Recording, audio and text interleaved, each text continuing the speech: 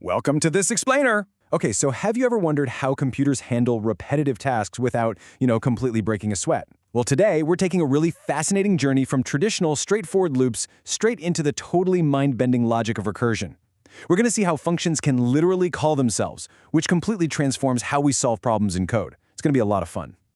So here's our roadmap for today's explainer. We're going to start by checking for primes efficiently, then cover the basics of recursion, look at customizing your recursive code, changing the execution order, and finally we'll talk about the hidden cost of recursion. Let's just dive right in. All right, Section 1, checking for primes efficiently. Before we get into the wild world of recursion, we kind of need to establish a solid baseline for what good, efficient code actually looks like. And we'll use a classic mathematical task for this. How do we check if a number, let's say 7, is prime, and do it efficiently? I mean, if you're given a number n, you might just start dividing it by literally every single number smaller than it, just to see if anything divides evenly. But is that really the absolute best way for a computer to handle it? Probably not, right? Here's a better way. Step 1, if our number n is less than or equal to 1, boom, we immediately know it's not prime. Step 2 is really where the magic happens. Instead of checking every single number all the way up to n, we only need to loop from 2 to the square root of n. Why? Well, mathematically speaking, if a number has a divisor larger than its square root, it inherently must also have a divisor smaller than it. So, step 3, if any divisor is found in that specific loop, it's not prime. Otherwise, it is definitively prime.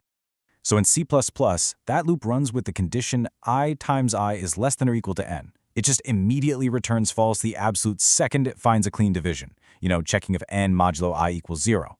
But what's absolutely crucial to note here is our time complexity. It's O of root n, which makes it incredibly fast. And our space complexity, it's O of 1. This standard loop takes up essentially 0 extra memory. It's practically perfectly efficient. I want you to keep this O of 1 space complexity in the back of your mind as our baseline.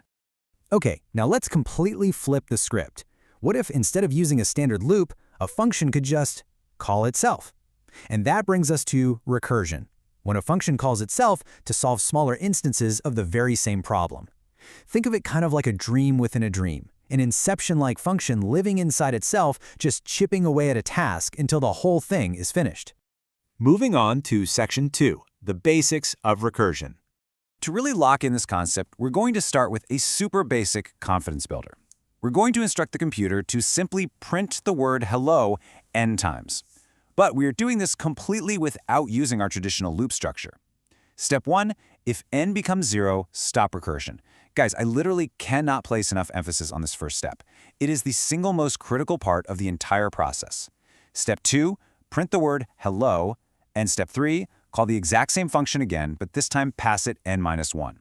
Basically, you do the task, and then you pass the slightly smaller task right back to yourself. Notice how these steps map directly to our C++ code here. You see the base case right at the top, if n equals 0, return. This acts as our emergency brake. Without this base case, our recursive vehicle would just speed right into an infinite loop and crash the whole program. No good. Below that, we have the action, printing hello, which is followed by the recursive call. The function triggers itself, stepping just one single unit closer to pulling that emergency brake. All right, Section 3, customizing your recursive code. The really beautiful thing about this is that once you understand this foundational pattern, the emergency brake followed by an action and a recursive call, you can seamlessly adapt it to handle other customized tasks. So instead of just a generic greeting, we now have a function called printName. Notice the overall structure? It's literally identical. We hit our base case, then we execute our action, printing the name, which in this case from our source is Rahul. Finally, we make the recursive call. This perfectly reinforces our grasp of that core recursive pattern. Once you build the underlying track, you can run pretty much any kind of data over it. Next up, Section 4, changing the execution order. Now, here is where it gets truly fascinating. What if we want to print numbers sequentially, counting up from 1 to n? A tiny, almost imperceptible shift in our code syntax can completely reverse the behavior of our program. Seriously.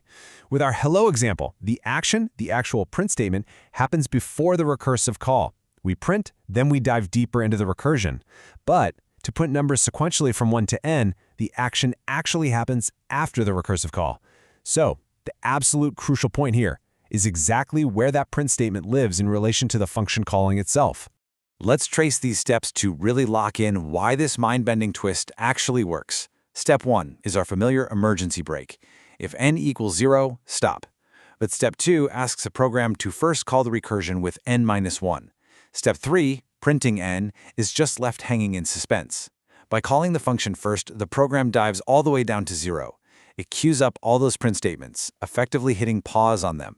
Once it finally hits 0, the emergency brake triggers and the function unpacks itself, executing step 3 and printing the numbers sequentially on its way back out. 1, 2, 3, all the way up to n. It's brilliant. Finally, Section 5, the hidden cost of recursion. As elegant and clever as that execution order changes, we kind of got to bring this all together. Look, in programming, there is rarely a free lunch, and this beautiful inception-like logic comes with a very real, tangible price tag for your system. Remember our baseline iterative prime checker at the very top of this explainer? It took up virtually 0 extra memory, registering a highly efficient space complexity of O of 1. But every single one of our recursive functions, print hello, print name, and print 1 to n, they all demand an O of n space complexity. Their time complexity is O of n as well, since the function is called n times, but that huge leap in space complexity is the real compromise we're making here. The source material specifically notes this cost, explicitly stating space complexity, O of n, recursion stack. So, what exactly is a recursion stack?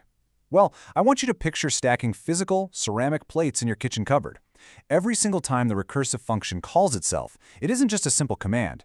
The computer actually adds a completely new memory plate onto the stack, just to save the exact state of that specific function. And if n is a really large number, well, that is a massive stack of plates.